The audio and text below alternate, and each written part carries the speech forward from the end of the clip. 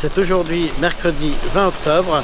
Je viens de garer la voiture à l'aéroport Balmulhouse. Je vous emmène aujourd'hui à Madrid.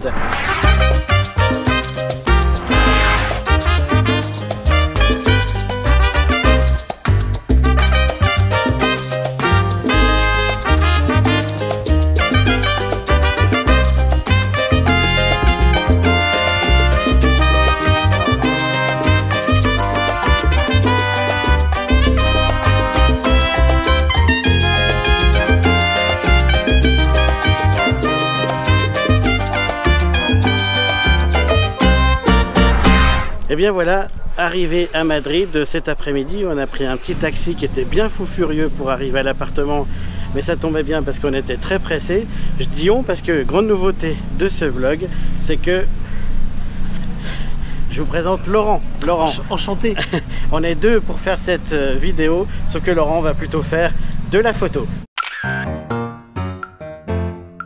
Et pour commencer, nous marchons vers la cathédrale de la Almudena, située à quelques centaines de mètres de notre appartement. Consacrée par Jean-Paul II lors de son 4e voyage en Espagne le 15 juin 1993, elle est la seule cathédrale espagnole à avoir été consacrée par un pape. Elle mesure 102 mètres de long et 73 mètres de haut. Elle est située sur la Plaza de la Armeria, face au Palais Royal, la résidence officielle du roi d'Espagne. Mais dans les faits, les rois n'y habitent plus. Alors ce bâtiment est plutôt utilisé pour des fonctions protocolaires. Avec une superficie de 135 000 m² et 3418 pièces, c'est le plus grand palais royal d'Europe occidentale et l'un des plus grands au monde. Sur la façade ouest, une terrasse ouverte au public domine la ville.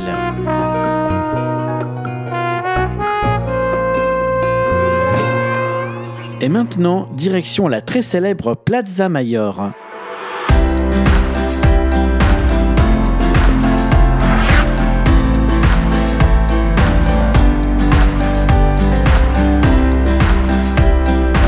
Nous arrivons sur la Plaza Mayor, c'est une place qui fait 100 mètres de long par 94 mètres de large. Il y a 239 balcons au total. Regardez, c'est magnifique, en plus il y a une petite animation. En réalité, il s'agit d'un tournage vidéo pour un clip musical. C'est très agréable à entendre et à regarder. De nombreux badauds apprécient le moment.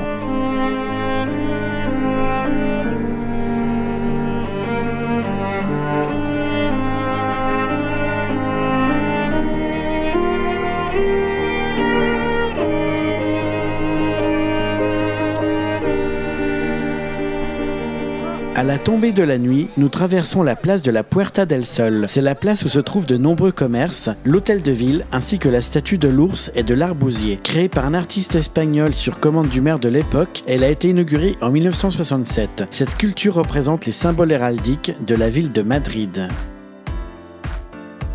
Et pour notre premier soir, on vous propose un Madrid by Night.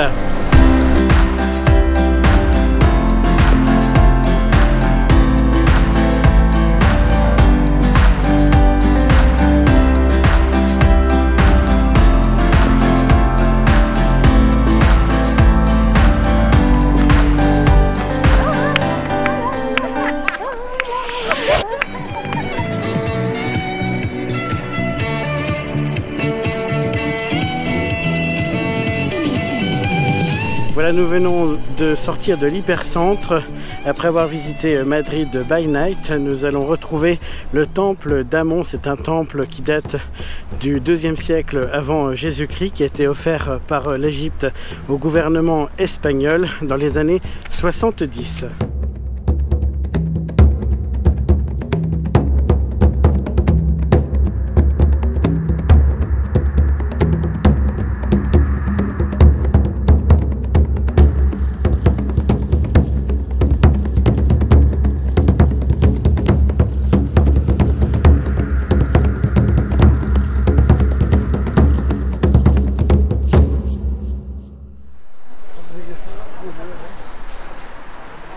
Et maintenant, on va aller au marché San Miguel. Qu'est-ce qu'on va manger, Laurent?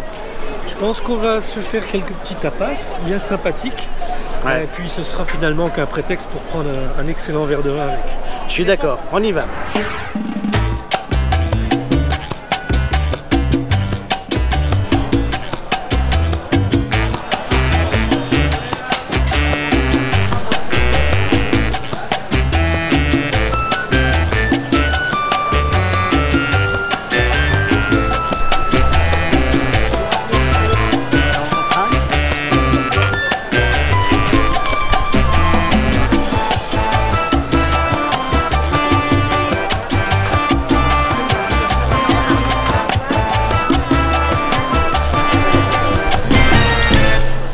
après ces succulents tapas, nous allons boire un petit café sur une des terrasses les plus connues de Madrid.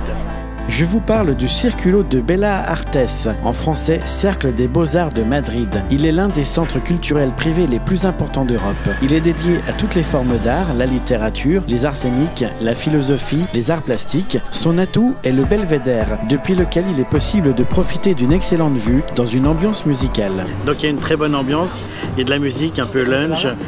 On a demandé un café et puis, surprise, pas de café. Donc on s'est rabattu sur le vin rouge.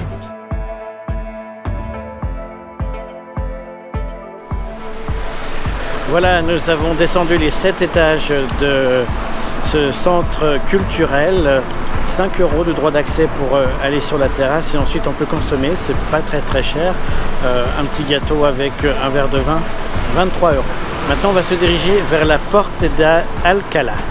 La porte d'Alcalá est l'une des 5 anciennes portes qui donnaient accès à la ville. Elle a été construite à la fin du XVIIIe siècle. Il s'agit du premier arc de triomphe construit en Europe depuis la chute de l'Empire romain. Elle présente une largeur de 43 mètres et culmine à 21 mètres de hauteur. Notre balade continue dans le parc du Retiro. Depuis le 25 juillet 2021, il est classé au patrimoine mondial de l'UNESCO. Le parc de Retiro est un vrai poumon au cœur du centre-ville de Madrid. Beaucoup de familles en profitent pour souffler un peu. Plusieurs activités culturelles sont proposées tout au long du chemin. Un grand bassin propose quant à lui des activités nautiques, location de barques, balades en bateau solaire, canoë et kayak.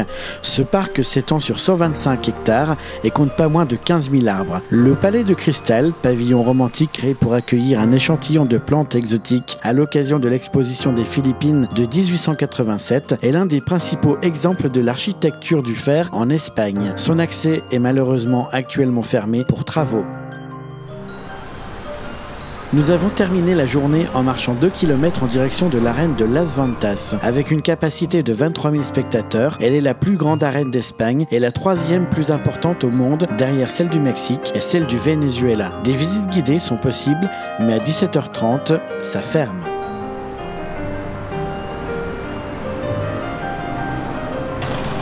Et bien voilà, c'est ainsi que s'achève cette petite virée de 3 jours, 2 nuits à Madrid, une destination très sympa. Qu'est-ce que tu en as pensé, Laurent?